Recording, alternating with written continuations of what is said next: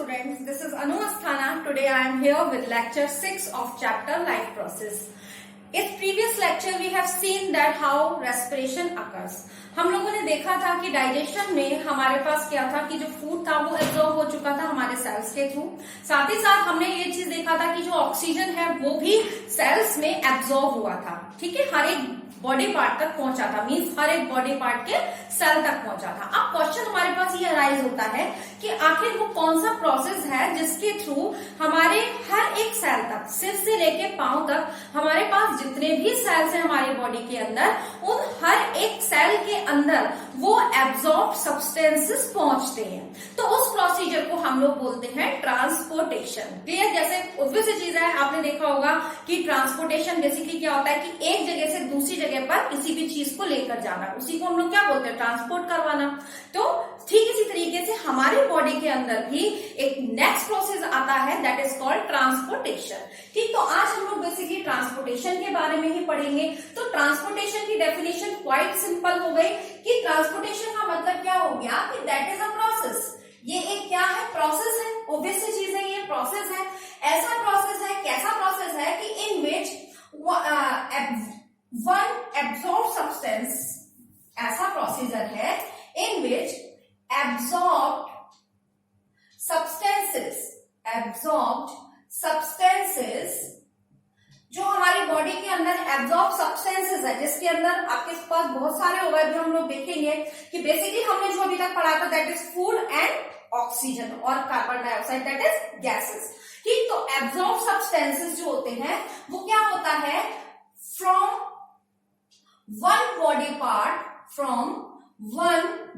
Part two another body part, यानी कि शरीर के एक अंग से दूसरे अंग तक, यानी कि एक पार्ट से खाना हमने पेट में खाया, लेकिन उसका जो भी असर था या जो उसके न्यूट्रिएंट्स थे वो हमारे बॉडी के हर एक पार्ट तक पहुंच गए। ठीक है ना? तो इसका मतलब क्या हुआ कि एक ऐसा प्रोसेस जिसमें हमने जो भी सब्सटेंसेस को एब्जॉर्ब किया है वो एक बॉडी पार्ट से दूसरे बॉडी पार्ट तक पहुंच जाते हैं, और इसी प्रोसीजर को हम लोग क्या बोलते हैं, दैट इज कॉल्ड ट्रांसपोर्टेशन। तो definition is quite simple, that transportation is a process in which absorb substances reach or transport from one body part to the another body part. Is it clear to all of you? यहां तक सबको समझ में आता है। अब हमारे पास next question arise ये होता है कि इस ट्रांसपोर्टेशन में कौन सा सिस्टम पार्टिसिपेट करता है। तो ऑब्वियस सी चीज है कि इसमें हम लोगों के लिए क्या आता है, that is called circulatory system. ठीक है, हम लोग देखिए सर्कुलेटरी सिस्टम को पढ़ेंगे आप, और बहुत इंपॉर्टेंट सिस्टम है। इससे रिलेटेड क्वेश्चन जरूर पूछा जाता है आपके पेपर के अंदर, तो इसको प्लीज आप लोग थोड़ा ध्यान से इसको पढ़िएगा। बहुत डिफिकल्ट नहीं है, लेकिन अगर समझेंगे उसको तो आप लोग बहुत आसानी से उस चीज को कैप्चर कर पाएंगे। तो देखिए यहाँ पर सर्कुलेटरी सिस्टम है, हम लोग ह्यूमंस की बात कर रहे हैं अभी। तो अभी हम लोग क्या देखते हैं कि सर्कुलेटरी सिस्टम मतलब सर्कुलेट करना, ऐसा सिस्टम जो हमारी बॉडी में ब्लड का सर्कुलेशन करे। आपको पता है कि ब्लड के थ्रू वो डाइजेस्टेड फूड क्या होता है, हर एक पार्ट में पहुंचता है। तो ब्लड का सर्कुलेशन किसके थ्रू होता है, सर्कुलेटरी सिस्टम के थ्रू होता है। अब हम लोग बात करेंगे कि वो कौन कौन सी चीजें हैं जो हमारे सर्कुलेटरी सिस्टम को आगे बढ़ाती हैं या करने में हेल्प करती हैं, सर्कुलेशन करने में हेल्प करती हैं। तो इसमें सबसे पहली चीज आती है दैट इज ब्लड। आपको भी पता है कि ब्लड के थ्रू ही वो सर्कुलेशन होता है। तो पहली चीज हो गई दैट इज ब्लड। सेकेंड चीज हो गई, ब्लड किसी में ना किसी में तो जाएगा ना, ऑब्वियस चीज है। तो सेकेंड पार्ट क्या हो गया, दैट इज ब्लड वेसल्स। ठीक है, that is known as blood vessels. उसके बाद थर्ड आता है दैट इज कॉल्ड हार्ट। बहुत इंपॉर्टेंट है। अभी देखिए मैं इसको थोड़ा सा और क्लियर करूंगी। और हार्ट के साथ साथ, इन तीन के साथ साथ एक चीज और आती है दैट इज कॉल्ड लिम्फ्स। क्लियर है? अब देखिए यहाँ पर एक चीज आप इमेजिन करिए कि हमने सपोज एक पाइप लिया है ना, जो हम लोग घरों में यूज करते हैं, और हम चाहते हैं कि उस पाइप के थ्रू जो पानी है वो क्या हो जाए, एक मतलब फर्स्ट स्टोरी से वो क्या हो जाए, डबल स्टोरी पे पहुंच जाए पानी, हम या नीचे से हम ऊपर पहुंचाना चाहते हैं पानी को। तो आपको भी पता है कि सबसे पहले पानी को पहुंचाना है, तो पानी तो क्या हो गया, हमारा ब्लड हो गया, है ना, कंपैरिजन करिएगा, पानी हमारा क्या हो गया, ब्लड हो गया। जो पाइप है, जो हम लोग पाइप ले रहे हैं, वो हमारा क्या हो गया, ब्लड वेसल्स हो गई। साथ ही साथ अब हमें क्या चाहिए, जब ऊंचाई पे पानी को पहुंचाना है तो देखिए नीचाई पे तो बहुत आसानी से पहुंच जाता है, लेकिन जब आप हर एक पार्ट तक उसको पहुंचाना चाहते हैं तो प्रेशर से आपको देना पड़ेगा ना पानी। जब आप ऊपर पहुंचाना चाहते हैं तो उसके लिए आपको क्या यूज करनी पड़ेगी, पंपिंग मशीन। तो बिल्कुल इसी तरीके से हार्ट भी क्या है, जस्ट लाइक अ पंप है, जो आपके बॉडी पार्ट के हर एक सेल तक क्या पहुंचाता है, ब्लड को पहुंचाता है। बात आप समझ रहे हैं। इन तीनों को यानी कि इस सर्कुलेटरी सिस्टम को जो सपोर्ट करता है वो क्या होता है, लिम्फ होता है। क्लियर है। अभी हम इन सबको डिटेल में पढ़ेंगे। तो सबसे पहले हम लोग उठाते हैं ब्लड। क्लियर होता है। इतनी बात आपको यहाँ तक आई थिंक समझ में आ गई होगी। अब हम लोग बात करते हैं इसमें ग्रेजुअली हम एक एक चीज को उठाएंगे और हम लोग देखेंगे कि किस तरीके से हमारा जो सब्सटेंस है वो आगे बढ़ता है। तो देखिए सबसे पहली चीज हमारे पास क्या होता है, हम लोग पहली चीज ले रहे हैं ट्रांसपोर्टेशन में, दैट इज ब्लड। तो देखिए सबसे पहली चीज आप सबने ब्लड देखा है, ब्लड को हम लोग हिंदी में रक्त कहते हैं और खून भी बोलते हैं, ठीक। तो ब्लड का कलर कैसा होता है, रेड होता है। 9th क्लास में आप लोगों ने एक चीज पढ़ी थी कि ब्लड कैसा होता है, दैट इज फ्लूइड। ये कैसा होता है, फ्लूइड होता है, मतलब तरल होता है, लिक्विड फॉर्म में होता है। साथ ही साथ क्या है, एक कनेक्टिव टिश्यू है। आपको ये बात क्लियर है, आप लोग 9th क्लास में पढ़कर आ चुके हैं, है ना। तो ब्लड क्या है, एक आपका फ्लूइड है, साथ ही साथ एक कनेक्टिव टिश्यू है। साथ ही इसका जो कलर होता है वो कैसा होता है, रेड। अब that is very important question पूछा जाता है कि why blood is red in colour. तो आपका जवाब क्या होगा कि ब्लड रेड क्यों होता है, क्योंकि इसके अंदर क्या पाया जाता है, एक पिगमेंट पाया जाता है और उस पिगमेंट को हम लोग क्या बोलते हैं, दैट इज हीमोग्लोबिन। बहुत इंपॉर्टेंट पिगमेंट है और इसे हम लोग क्या बोलते हैं, हीमोग्लोबिन। आपने देखा होगा कि जिन लोगों को, जो पेशेंट्स एनीमिक होते हैं, उनका जो कॉम्प्लेक्शन होता है वो कैसे पीले से लगने लगते हैं, मीन्स उनकी बॉडी के अंदर खून की कमी हो जाती है, सफेदी सी आ जाती है बॉडी में, है ना। तो बेसिकली उनके पास क्या होता है, हीमोग्लोबिन कम हो जाता है। तो हीमोग्लोबिन चेक कराते हैं वो, तो हीमोग्लोबिन कम निकलता है। तो ऑब्वियस चीज है कि उनकी बॉडी के अंदर क्या है, ये पिगमेंट कम हो गया। जब ये पिगमेंट कम हो जाएगा तो उसकी रेडिशनेस ब्लड की कम हो जाएगी, ऑब्वियस चीज है ना। तो बेसिकली आपको यहाँ पर क्या चीज ध्यान में रखनी है कि ब्लड जो होता है वो रेड इसलिए होता है क्योंकि उसमें क्या पाया जाता है, वो हीमोग्लोबिन नाम का पिगमेंट पाया जाता है। अब हीमोग्लोबिन में आखिर ऐसा क्या है, तो हीमोग्लोबिन किससे मिलकर बना होता है, ये होता है आयरन से। इसे हम लोग क्या बोलते हैं, Fe, that is a symbol of iron. तो ये बात आपको पता है। तो ये किससे बना होता है, आयरन से बना हुआ होता है। क्लियर होता है। और ये जो होता है ऑक्सीजन का बहुत अच्छा फ्रेंड होता है। अभी कैसे होता है हम लोग आगे देखेंगे। तो इतनी बात आपको आई थिंक क्लियर होती है, ठीक। अब आता है हमारे पास ब्लड के कंपोनेंट्स। तो अब ब्लड के अगर हम कंपोनेंट्स की बात करें तो ब्लड के कंपोनेंट्स 4 होते हैं हमारे पास। कौन कौन से होते हैं, देखिए सबसे पहली चीज होती है दैट इज कॉल्ड प्लाज्मा। सबसे पहली चीज क्या होती है, प्लाज्मा। यानी कि जो टोटल ब्लड है वो 4 चीजों से मिलकर बना है। उसमें से सबसे पहला सब्सटेंस या सबसे पहला कंपोनेंट क्या है, प्लाज्मा होता है। अब प्लाज्मा क्या है, बेसिकली ये एक येलो कलर का लिक्विड होता है। ये कैसा होता है, येलो लिक्विड होता है। और साथ ही साथ इसके अंदर क्या होता है, 90% वाटर होता है।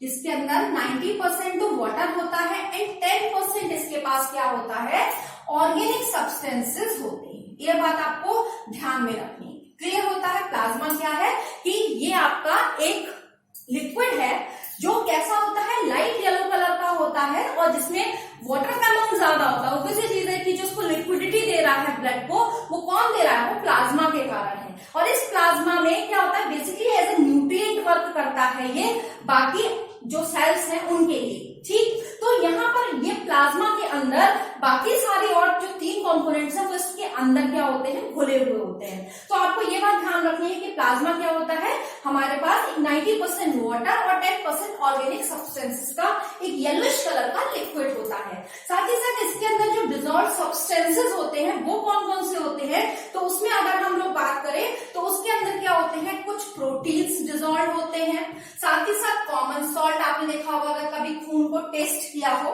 तो वो कैसा लगता है, कुछ नमकीन सा लगता है, तो आपके पास कॉमन सॉल्ट होता है इसके अंदर डिजॉल्व। साथ ही साथ इसमें कुछ आपका जो फूड प्रोडक्ट्स होते हैं, यानी कि डाइजेस्टेड फूड हम लोग लिखते हैं, डाइजेस्टेड फूड इसके अंदर होता है ना। और आपको ये भी पता है कि इसके अंदर क्या होता है, हमारी बॉडी के कुछ वेस्ट प्रोडक्ट्स भी होते हैं जो डिजॉल्व रहते हैं। इसके अलावा इसमें हॉर्मोन्स, अभी आप लोग आगे कंट्रोल एंड कोऑर्डिनेशन नाम का चैप्टर है, उसमें आप लोग पढ़ेंगे कि ये जो हॉर्मोन्स होते हैं वो हमारे ब्लड के थ्रू ही हमारे एक पार्ट से दूसरे पार्ट तक पहुंचते हैं। तो बेसिकली इस प्लाज्मा के अंदर ये सब्सटेंसेस क्या होते हैं, डिजॉल्व होते हैं। तो ये आपके लिए बेसिकली क्या हो गया, एक फर्स्ट कंपोनेंट हो गया, दैट इज प्लाज्मा। उसके बाद अगर हम बात करते हैं सेकेंड कंपोनेंट की, तो मैं पहले इधर लाइन खींच देती हूँ जिससे कोई दिक्कत नहीं हो। सेकेंड कंपोनेंट हमारा क्या आता है, that is called RBC, that is called red blood cells. Clear है, इसको हम लोग क्या बोलते हैं, रेड ब्लड सेल्स। अब देखिए रेड ब्लड सेल्स का मतलब क्या हुआ कि हमारी बॉडी के अंदर ये एक प्रकार के सेल हैं, ठीक, ये प्लाज्मा के अंदर क्या होते हैं, मिक्स होते हैं। अब ये जो आपके रेड बीसी होते हैं ये कैसे होते हैं, ये आपके पहली बार तो क्या होता है, इनकी जो शेप होती है वो सर्कुलर होती है, सर्कुलर शेप के होते हैं, है ना। साथ ही साथ आपके पास क्या होता है, इनका जो होता है न्यूक्लियस वो नहीं होता इनके पास, याद रखिएगा, इनके पास न्यूक्लियस नहीं होता, नो माइटोकॉन्ड्रिया, इनके पास माइटोकॉन्ड्रिया भी नहीं होता, है ना। और साथ ही साथ इनके पास क्या नहीं होता, रेटिकुलम भी नहीं होता, है ना। आप लोगों ने पढ़ा था ना, तो एंडोप्लाज्मिक रेटिकुलम भी इनके पास नहीं होता, तो उसको भी मैंने लिख दिया, आप समझ सकते हैं। साथ ही साथ इसका जो लाइफ स्पैन होता है, लाइफ स्पैन इसका बहुत शॉर्ट होता है, आप बोल सकते हो करीबन आपकी बॉडी के अंदर ये 120 डेज तक ही क्या होते हैं, रहते हैं। 120 डेज के बाद ये डेड हो जाते हैं, है ना। लेकिन अब आपके पास ये आता है कि अच्छा एक चीज और रहती है कि हमारी बॉडी के अंदर एवरेज, एक ह्यूमन की बात की जाए, एडल्ट की बात की जाए, तो उसमें अप्रॉक्स इसमें क्या होता है, मतलब अगर हम नंबर की बात करें तो हम बोल सकते हैं ये लार्ज नंबर होते हैं, इनका नंबर हमारे पास बहुत ज्यादा होता है। Can you imagine, round about 20 to 30 trillion, इतने सारे हमारी बॉडी के अंदर ब्लड सेल्स होते हैं, रेड ब्लड सेल्स, ठीक। अब यहाँ पर क्या होता है कि करीबन आप ये मान के चलिए कि 10 टाइम्स आपके ब्लड जो होता है, जैसे आपके मरते हैं 120 दिन बाद आपके बहुत सारे सेल्स मरेंगे, तो जितने मरते हैं उसके 10 टाइम्स आपके दोबारा से प्रोड्यूस हो जाते हैं। तो इसलिए हमारी बॉडी के अंदर आरबीसी की कमी नहीं होती है ना। तो इसलिए हम कहते हैं ज्यादा से ज्यादा हमें ब्लड डोनेट करना चाहिए, क्योंकि ब्लड की कभी भी कमी नहीं होगी आपकी बॉडी में डोनेशन करने से। तो बेसिक सी चीज क्या है कि लार्ज होते हैं ये आपके नंबर में, क्लियर होता है। तो ये हमारे पास क्या हो गया, आपके पास हो गया आरबीसी का डिस्क्रिप्शन। उसके बाद थर्ड आता है हमारा, थर्ड कंपोनेंट आता है, इसको भी मैं सेपरेट कर देती हूँ। उसके बाद हम लोग बोलते हैं that is called WBC, that is white blood cells. इनको हम लोग क्या बोलते हैं, व्हाइट ब्लड सेल्स।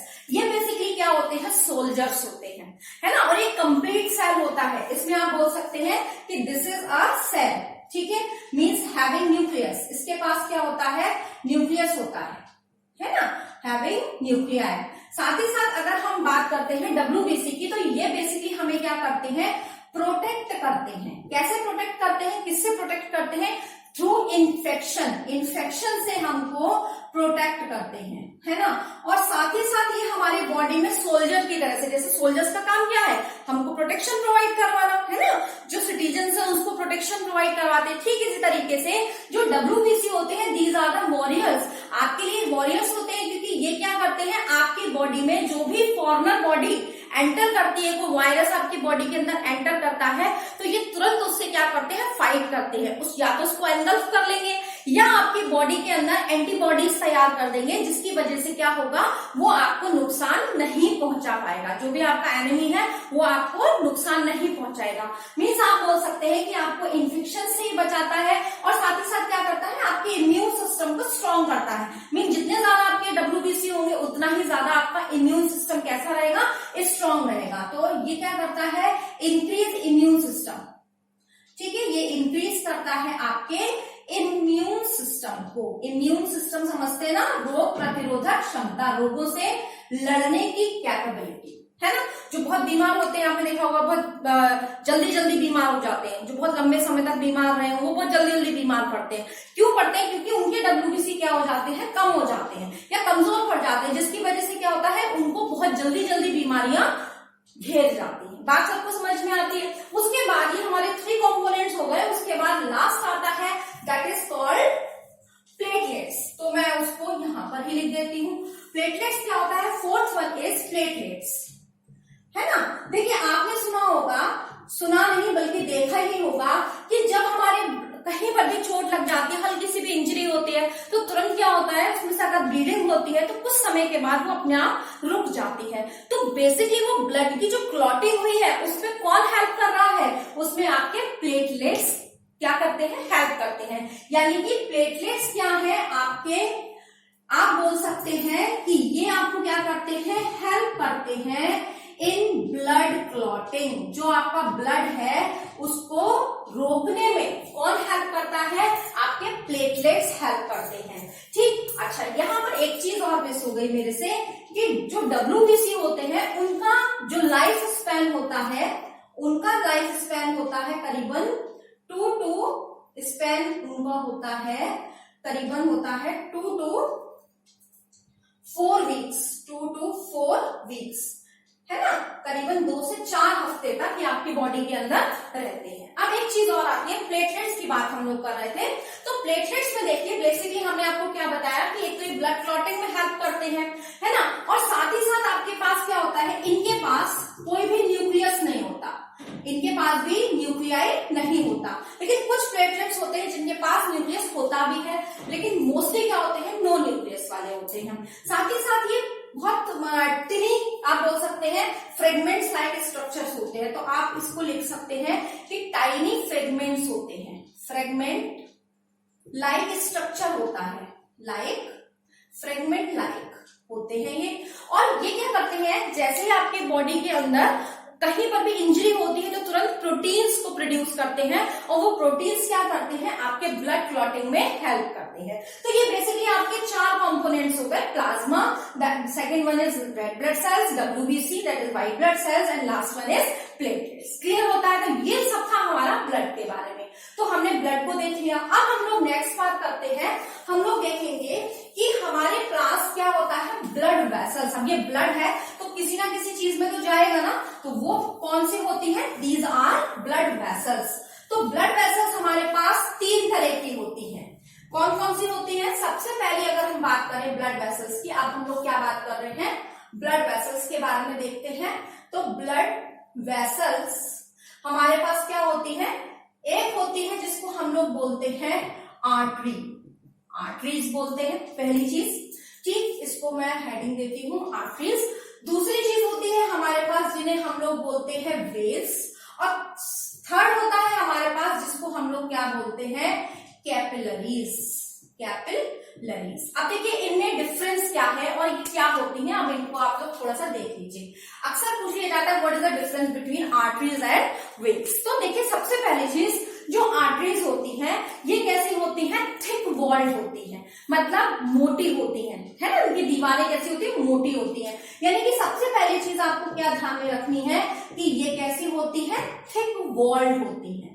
बात सबको समझ में आती है, ये मोटी होती हैं। साथ ही साथ क्या होता है कि ये प्योर ब्लड को दे कैरी, क्या लेके जाती हैं, कैरी करती है प्योर ब्लड, प्योर ब्लड को कैरी करती हैं। अब what is the meaning of pure blood, तो प्योर ब्लड का मतलब है कि जिसके पास क्या होती है, ऑक्सीजन की मात्रा ज्यादा होती है। तो आप बोल सकते हो ऑक्सीजनेटेड ब्लड, है ना। ऑक्सीजनेटेड ब्लड का मतलब हो गया, हम उसको बोलते हैं प्योर ब्लड, ठीक है। तो ये क्या करती है, प्योर ब्लड को कैरी करती है। और जो थर्ड थिंग आपको ध्यान में रखनी है कि ये क्या करती है, इस ब्लड को लेके जाती है फ्रॉम हार्ट, हार्ट से लेती है to all over all the body part, all body parts लिख देते हैं, ऑल बॉडी पार्ट्स। यानी कि इनका मेन काम क्या है कि ये हार्ट से ब्लड को पूरे शरीर तक पहुंचाती है, सप्लाई करती है ना। तो ये आपके पास क्या हो गई, आर्टरीज हो गई, यानी कि आर्टरीज वो हो गई जो कैसी होती है, थिक वॉल्ड होती है, साथ ही साथ वो क्या करती है, ऑक्सीजनेटेड ब्लड को, यानी कि जिसमें ऑक्सीजन की अमाउंट ज्यादा होता है, ऐसा ब्लड जिसमें ऑक्सीजन ज्यादा अमाउंट में हो उसे हम लोग बोलते हैं ऑक्सीजनेटेड ब्लड या प्योर ब्लड। तो ये प्योर ब्लड को लेके जाती है और साथ ही साथ ये हार्ट से पूरे बॉडी के हर एक पार्ट तक उस ब्लड को, ऑक्सीजनेटेड ब्लड को सप्लाई करती है। क्लियर होता है। अब वेन्स की बात करते हैं, तो वेन्स इसकी ठीक उल्टी होती है। जस्ट रिमेंबर दिस, एक याद करें दूसरा अपने आप याद हो जाएगा। यानी कि कैसी हो गई, ये थिन वॉल्ड हो गई, पतली हो गई, है ना। दूसरी बात ये क्या करती है, ये आपका हमने कहा ऑपोजिट है, तो मतलब अगर ये प्योर लेके जा रही है तो ये क्या ले जाएंगे, ये इम्प्योर ब्लड को लेके जाएंगे। अब इम्प्योर ब्लड का मतलब क्या होता है, डीऑक्सीजनेटेड ब्लड। मींस क्या हुआ कि जो कैसा है, कार्बन डाइऑक्साइड रिच है, CO2 रिच, तो इसको हम लोग बोलते हैं डीऑक्सीजनेटेड ब्लड, है ना। डीऑक्सीजनेटेड का मतलब हुआ जिस ब्लड में ऑक्सीजन का अमाउंट कम हो और कार्बन डाइऑक्साइड यानी कि CO2 का अमाउंट ज्यादा हो, तो उसको हम लोग बोलते हैं डीऑक्सीजनेटेड ब्लड को लेके जाती है। और साथ ही साथ ये क्या करती है कि पूरे शरीर में से जो भी इम्प्योर ब्लड होता है उसको कहां तक पहुंचाती है, हार्ट तक पहुंचाती है। तो ये क्या करेंगी, सप्लाई करती है ब्लड को, सप्लाई ब्लड कहां पे पहुंचाएंगे, फ्रॉम बॉडी पार्ट्स टू, जो भी बॉडी पार्ट्स हैं आपके उनको from body parts to the heart, यानी कि हार्ट तक पहुंचाती है। बात आपको समझ में आती, क्लियर होता है यहाँ तक। उसके बाद अगर हम बात करते हैं कैपिलरीज की, तो देखिए कैपिलरीज को आप ऐसे समझ सकते हैं कि जैसे सपोज ये एक वेन आ रही है, ये एक आर्टरी आ रही है सपोज, और ये दोनों आकर क्या हो गई, एक जंक्शन पॉइंट पर मिल गई, दोनों मिली। तो जब मिलती है तो वो जो जंक्शन पॉइंट है उसी को हम लोग क्या बोलते हैं, कैपिलरीज बोलते हैं। तो ऑब्वियस चीज है कि ये जो वेन्स है ये क्या हो जाती है, बहुत छोटी छोटी वेन्स में डिवाइड हो जाएंगी, और ये जो आर्टरीज है आपकी, ये आर्टियोल्स में डिवाइड हो जाती है और ये क्या बना लेती है, एक जंक्शन बना लेती है, और इसी जंक्शन को हम लोग क्या बोलते हैं, इसको हम लोग नाम देते हैं कैपिलरीज का। क्लियर होता है। तो अब यहाँ पर बहुत सिंपल हो जाएगा कि ये कैसी हो जाएंगी, इनसे भी ज्यादा पतली हो जाएंगी। तो हम इसके लिए क्या बोल सकते हैं कि दीज आर वेरी थिन, ये कैसी होती है, बहुत पतली होती है। दूसरा इनका काम क्या होता है, ये इंपॉर्टेंट चीज की है, जंक्शन पॉइंट है, आप बोल सकते हैं जंक्शन लाइक है, जंक्शन लाइक होती है ना। और इनका काम क्या है, बहुत इंपॉर्टेंट काम है इनका भी, एक्सचेंज करती है, एक्सचेंज द सब्सटेंस, एक्सचेंज करती है सब्सटेंसेस का। जैसे आपने देखा होगा या भी आप पढ़ेंगे कि जैसे मान के चलिए आर्टरी आपका ऑक्सीजनेटेड ब्लड लेके आ रही है और वेन्स आपका डीऑक्सीजनेटेड ब्लड लेके आ रही है, तो यहाँ पे कैपिलरीज में क्या होगा कि जो ऑक्सीजनेटेड ब्लड होगा वो तो इधर जाएगा, और जो आपका इम्प्योर ब्लड होगा वो तो इधर जाएगा, और जो ऑक्सीजनेटेड होगा वो इधर जाएगा। मींस क्या होगा, एक्सचेंज हो जाएगा। तो ये एक्सचेंज कहां पर होता है, ये एक्सचेंज होता है आपके कैपिलरीज के अंदर। तो आपको ये चीजें इंपॉर्टेंट है जो आपको समझनी है। और इसके बाद का जो हार्ट है उसका फंक्शन किस तरीके का है, किस तरह का स्ट्रक्चर है, और लिम्फ का क्या फंक्शन है, हम इसके नेक्स्ट वीडियो में करेंगे। आई होप कि आपको समझ में आया होगा। और अगर आपको कोई भी डाउट लगता है तो आप प्लीज नीचे कमेंट बॉक्स में जरूर लिखकर पूछिए। Thanks a lot.